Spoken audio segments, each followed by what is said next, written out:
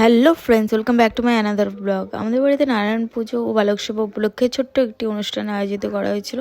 ওগুলি তোমাদের সাথে আজকে শেয়ার করব কি কি করেছি। তো এটা আগের দিনের ভিডিও। সবাই মিলে সবজিটা কেটে রেখেছিল, কারণ পরের দিন সকাল সকালে পুজো আছে। পরের দিন সকালে সবাই মিলে পুজোর আয়োজন করতে লেগে গিয়েছিল।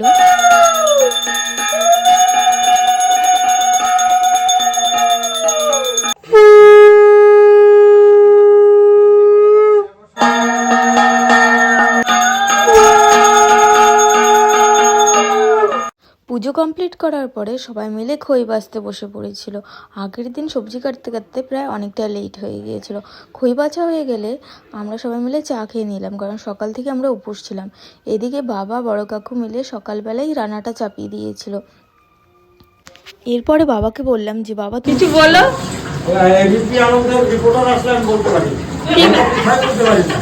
এখানে বলো একটু মেয়ের চ্যানেলে। এই যে বড় কাকু আর এই যে বাবা।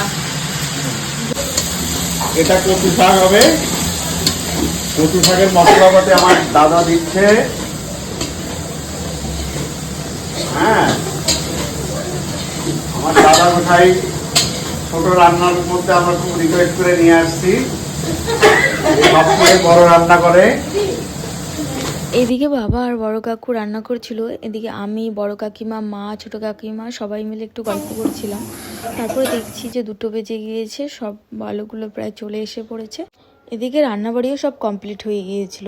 এরপরে বড়মশাই বালক বালিকাগুলোর হাত পা ধুয়ে দিচ্ছিল, আর আমি এদিকে তিলক কেটে দিচ্ছিলাম। এরপরে বালক বালিকাদের কিছু একটা দান করতে হয়, তো আমরা গামছাটাই দান করেছিলাম বাচ্চাগুলোকে।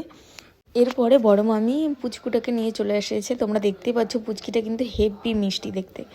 এরপর সব বালক বালিকাগুলোকে এক এক করে আমি দক্ষিণা দিচ্ছিলাম ও প্রণাম করে নিচ্ছিলাম। বালক বালিকাদের সেবা দিয়ে তাদের সাথে এতটা টাইম স্পেন্ড করতে, এই রিচুয়ালগুলো করতে কিন্তু আমার বেশ আনন্দ লাগছিল।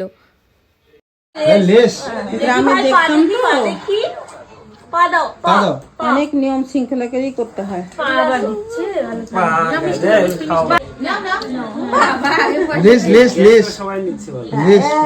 এরপরে সাধু বৈষ্ণবের সাথে কিছু বড়রাও খেতে বসে পড়েছিল। তো সবার থেকে আমি রিভিউ নিচ্ছিলাম যে রান্নাটা কেমন হয়েছে, কারণ রান্নাটা আমার বাবা আর বড় কাকু মিলে করেছে। আমাদের ঘরেও কিছু ফ্যামিলি মেম্বার্সরা খেতে বসে পড়েছিল। তো সবাই কি সব রান্নাই ভালো হয়েছে, কচুর শাকটা বেশি টেস্ট হয়েছে, আর পনিরটা তো দারুণ।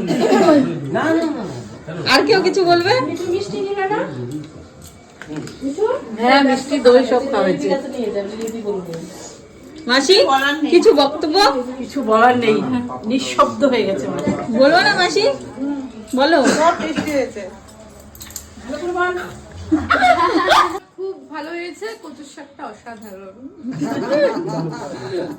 বাড়ি আমার মন যদি থাকে পরিষ্কার, তাহলে রান্না হবে 100% ভালো। খাওয়ানোর মন ভালো হবে। এটা শুধু এখানে না, অনেক জায়গায় আমি রান্না করছি। মানে এটা তো আমার পেশা না, এটা হলো নেশা। হ্যাঁ, রান্না নিমন্ত্রণ করলে ওর মনটা পরিষ্কার রাখতে হয়, বাস, তাহলে রান্না ভালো। খাওয়া দাওয়া কমপ্লিট হওয়ার পর সন্ধ্যাবেলায় একটা ছোট্ট কীর্তনের আয়োজন করা হয়েছিল। তো সবাই মিলে কীর্তন করেছিল। তো এটাই ছিল আমার সারাদিনের মিনি ব্লগ। তো ভিডিওটা ভালো লাগলে অবশ্যই লাইক কমেন্ট শেয়ার দিয়ে আমার পাশে থেকো।